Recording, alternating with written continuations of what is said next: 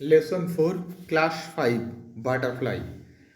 Class 5-এর বাটারফ্লাইয়ের 4 নম্বর লেসন মেমোরি ইন মার্বেল, অর্থাৎ মার্বেলের স্মৃতিকথা বা মার্বেলের সাথে জড়িত স্মৃতিকথা। এখানে দেখো যে ছবিটা দেওয়া আছে, এই ছবিটা কিসের আমরা কি জানি? এটা তাজমহলের ছবি। তাজমহল সম্পূর্ণ মার্বেল পাথরের বা মার্বেলের তৈরি একটা স্মৃতিসৌধ, যেটা সম্রাট শাহজাহান তার স্ত্রী মমতাজ বেগমের জন্য এই তাজমহলটা সৃষ্টি করেছিলেন, তাজমহলটার নির্মাণ করেছিলেন। সেই তাজমহলের মার্বেল বা তাজমহলের মার্বেল নিয়ে যে স্মৃতিকথা বা তাজমহলের তৈরি বা সৃষ্টির বৃত্তান্ত কাহিনী এখানে বর্ণিত আছে। দেখি প্রথম পার্টে কি বলছে। Tarun studies in class 5. His teacher has given a task to the students of his class. He has told them to write a paragraph on the Taj Mahal. But Torun does not know much about the Taj Mahal. He only knows that it is a beautiful monument situated in Agra. Oh, read. He came back home in the evening and asked his grandfather. দেখো, তরুণ studies in class 5। তরুণ পঞ্চম শ্রেণীতে পড়ে, অর্থাৎ তরুণ studies in class 5, যার অর্থ হলো তরুণ পঞ্চম শ্রেণীতে পড়ে। His teacher has given a task to the students of his class. His teacher, তার শিক্ষক মহাশয়, হ্যাজ গিভেন এ টাস্ক, একটা কাজ দিয়েছেন, to the students of his class, তার ক্লাসের বা তার শ্রেণীর ছাত্রদেরকে। অর্থাৎ তরুণ ক্লাস 5-এ পড়ে, তার শিক্ষক মহাশয় তার ক্লাসের ছাত্রদেরকে একটা কাজ দিয়েছেন। He has told them to write paragraph on the Taj Mahal. He has told them, তিনি তাদেরকে বলেছেন, টু রাইট এ প্যারাগ্রাফ, একটা প্যারাগ্রাফ বা রচনা লিখতে, অন দ্য তাজমহল, তাজমহলের উপর, অর্থাৎ তাজমহলকে কেন্দ্র করে বা তাজমহল বিষয়কে কেন্দ্র করে একটা রচনা লিখতে বলেছেন। But Tarun does not know much about the Taj Mahal. But Tarun does not know much about the Taj Mahal, কিন্তু তরুণ তাজমহল সম্পর্কে ডাজ নট নো মাচ, বেশি কিছু জানে না। হি অনলি নোজ দ্যাট, সে শুধুমাত্র, অনলি মানে শুধুমাত্র, হি অনলি নোজ দ্যাট, সে শুধুমাত্র জানে যে, it is a beautiful monument, এটা একটা সুন্দর স্মৃতিসৌধ, সিচুয়েটেড ইন আগ্রা, আগ্রাতে অবস্থিত। ওরিড, চিন্তিত হয়ে, হি কেম ব্যাক হোম, সে বাড়ি ফিরে এসেছিল, ইন দ্য ইভিনিং, সন্ধ্যাবেলায়, অ্যান্ড আস্কড হিজ গ্র্যান্ডফাদার, এবং তার ঠাকুর দাদাকে জিজ্ঞাসা করেছিল। Grandfather, can you tell me something about Taj Mahal? কি জিজ্ঞাসা করেছিল? গ্র্যান্ডফাদার, দাদু, can you tell me something, আপনি কি আমাকে কিছু বলতে পারবেন বা তুমি কি আমাকে কিছু বলতে পারবে অ্যাবাউট তাজমহল, তাজমহল সম্পর্কে? Tarun's grandfather was a retired teacher. He knew a lot about this beautiful monument. He smiled and said, Tarun's grandfather was a retired teacher. তরুণের গ্র্যান্ডফাদার বা তরুণের দাদু ছিলেন একজন রিটায়ার্ড টিচার, অবসরপ্রাপ্ত শিক্ষক। রিটায়ার্ড মানে অবসরপ্রাপ্ত, অবসরপ্রাপ্ত শিক্ষক। হি নু এ লট, তিনি জানতেন, এ লট, অনেক কিছু, অ্যাবাউট দিস বিউটিফুল মনুমেন্ট, এই সুন্দর মনুমেন্ট, এই সুন্দর স্মৃতিসৌধ সম্পর্কে তিনি অনেক কিছু জানতেন। হি স্মাইল্ড, তিনি মৃদু হাসলেন, অ্যান্ড সেইড, এবং বললেন, okay, if you promise to be a good boy, I will tell you many things about the Taj. কি বললেন? ওকে, ঠিক আছে। If you promise to be a good boy, যদি তুমি প্রতিজ্ঞা করো, to be a good boy, যে তুমি ভালো ছেলে হবে, I will tell you many things, I will tell you, আয়ের পরে নর্মালি শ্যাল বসে, এখানে উইল বসিয়েছে, অর্থাৎ আই উইল টেল ইউ, আমি তোমাকে অবশ্যই বলবো, মেনি থিংস অ্যাবাউট দ্য তাজ, এই তাজ সম্পর্কে বা তাজমহল সম্পর্কে। তাহলে তরুণের দাদু কি বললেন? ওকে, ঠিক আছে। If you promise to be a good boy, যদি তুমি ভালো ছেলে হওয়ার প্রতিজ্ঞা করো, I will tell you many things about the Taj, তাহলে আমি তোমাকে এই তাজ সম্পর্কে বা তাজমহল সম্পর্কে অনেক কিছু বলবো। Tarun promised not to be naughty, so his grandfather began to tell him the story of Taj Mahal. Tarun promised, Tarun প্রতিজ্ঞা করেছিল, নট টু বি নটি, দুষ্টুমি না করার, নটি মানে দুষ্টুমি। তরুণ প্রমিসড নট টু বি নটি, তরুণ দুষ্টুমি না করার প্রতিজ্ঞা করেছিল। সো হিজ গ্র্যান্ডফাদার, তাই তার ঠাকুরদাদা, began to tell him the story, began শুরু করেছিলেন, তার ঠাকুরদাদা কি শুরু করেছিলেন? To tell him the story, তাকে গল্পটা বলতে। কিসের গল্প? অফ তাজমহল, তাজমহলের গল্প বলতে শুরু করেছিলেন। কি গল্প বলছেন? এবার গল্পটা শুনবো। Once upon a time there lived a prince named Khurram. He was the son of Jahangir and the grandson of Akbar the Great. One day Khurram went to the Mina Bazaar with his friends.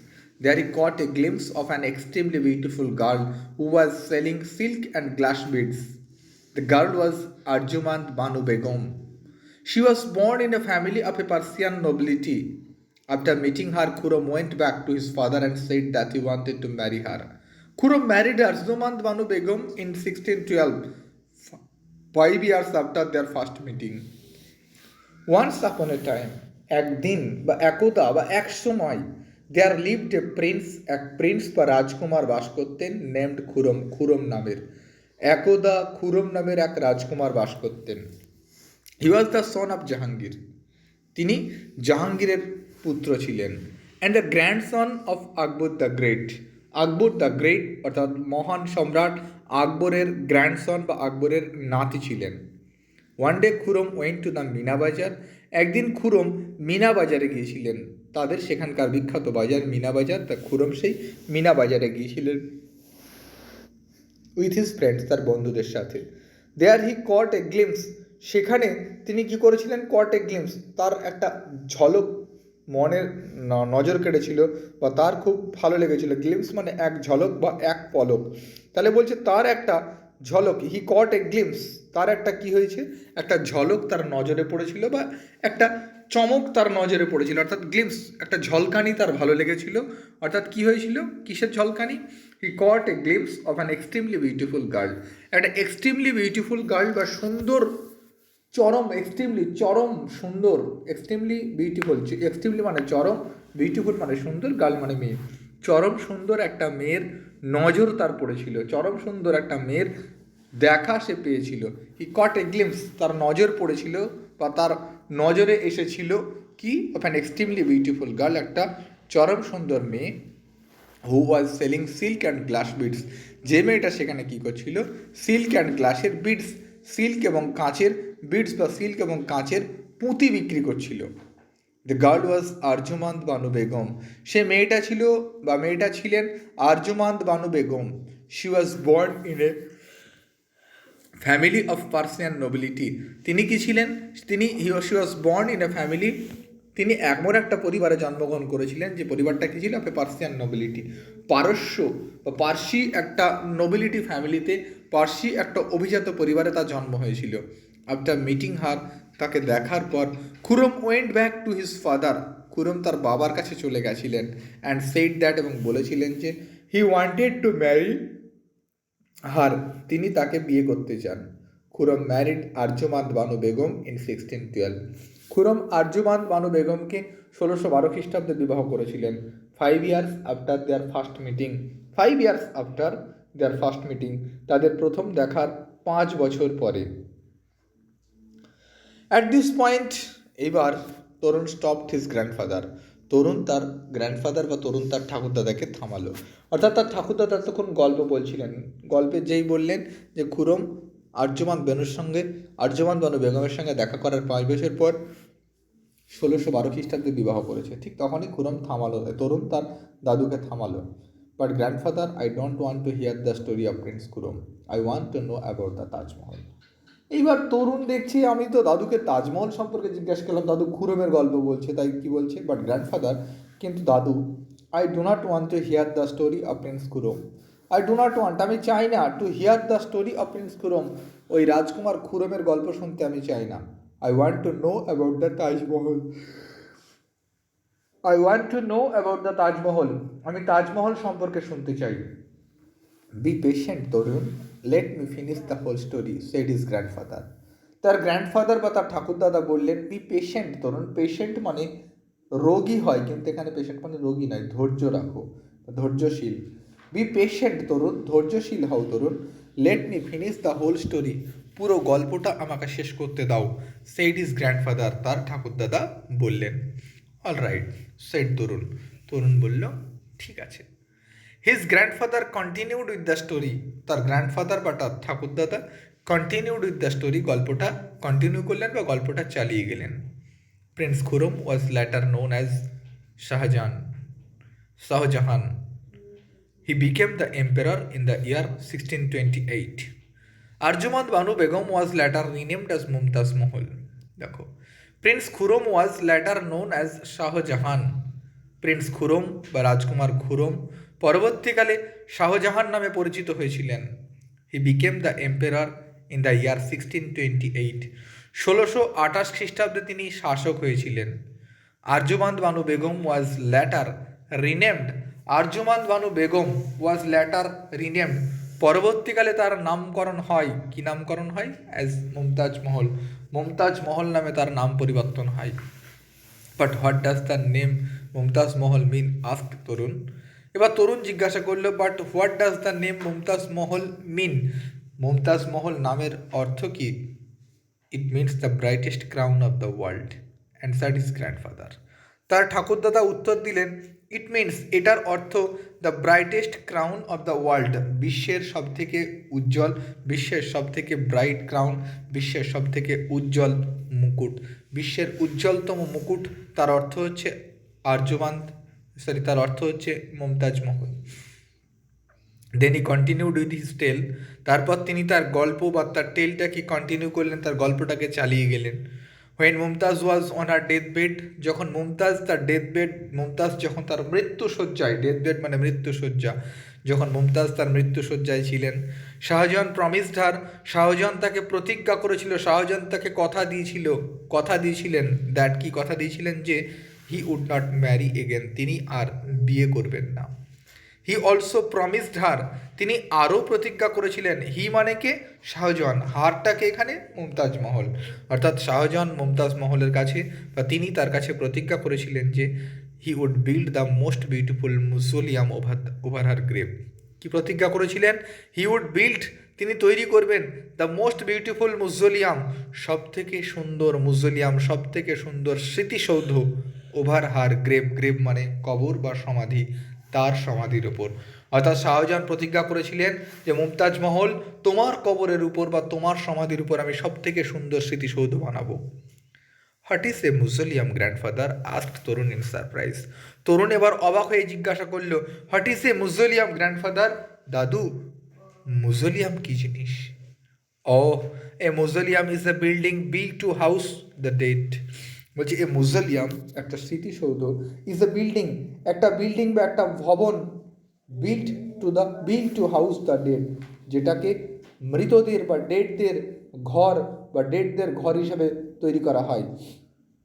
Shed grandfather, ঠাকুরদাদা বললেন। According to legends, বিখ্যাত ব্যক্তিদের মত অনুযায়ী, according to অনুযায়ী, legends বিখ্যাত ব্যক্তি, অর্থাৎ বিখ্যাত ব্যক্তিদের মত অনুযায়ী, Shahjahan was so sad after her death. Shahjahan was so sad, Shahjahan এত দুঃখিত হয়ে গেছিলেন, আফটার হার ডেথ অর্থাৎ মুমতাজ মহলের মৃত্যুর পর শাহজাহান এত দুঃখিত হয়ে গেছিলেন, দ্যাট যে he ordered the court two মোর্ন for 2 years।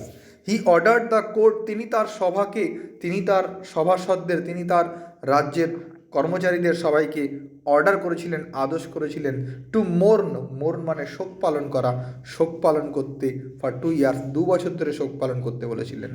Letter, পরবর্তীকালে, শাহজাহান শুরু করেছিলেন to build the world's most beautiful monument. কি শুরু করেছিলেন? তৈরি করতে শুরু করলেন the world's most beautiful monument, পৃথিবীর সব থেকে সুন্দর মনুমেন্ট, পৃথিবীর সব থেকে সুন্দর স্মৃতিসৌধ তৈরি করতে আদেশ দিয়েছিলেন। কোথায়? Beside the river Yamuna in memory of his beloved wife. কোথায় তৈরি করতে দিয়েছিলেন?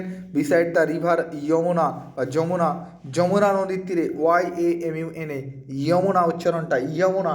আবার আমরা বাংলায় যখন বলি যমুনা বলি, অ্যাকচুয়ালি ইংরেজি থেকে যখন বাংলায় উচ্চারণ করি তখন আমরা অনেক বিকৃত উচ্চারণ করি, কথাটা অ্যাকচুয়ালি যমুনা, কিন্তু আমরা সেটাকে বলি যমুনা। কোথায় তৈরি করতে বললেন? Beside the river Yamuna in memory of his beloved wife, তার বিলাভড ওয়াইফ, তার প্রিয় স্ত্রীর স্মৃতিতে তিনি তৈরি করতে বললেন যমুনা নদীর তীরে। ইট টুক 22 years and 22,000 workers to build the monument. এটা নিয়েছিল 22 years and 22,000 ওয়ার্কার্স, 22 বছর সময় নিয়েছিল, 22,000 ওয়ার্কার্স, 22,000 কর্মচারী, টু বিল্ড দ্য মনুমেন্ট, এই স্মৃতিসৌধ তৈরি করতে 22 বছর সময় লেগেছিল এবং 22,000 কর্মচারী কাজ করেছিল। The Taj Mahal was built entirely out off white marble.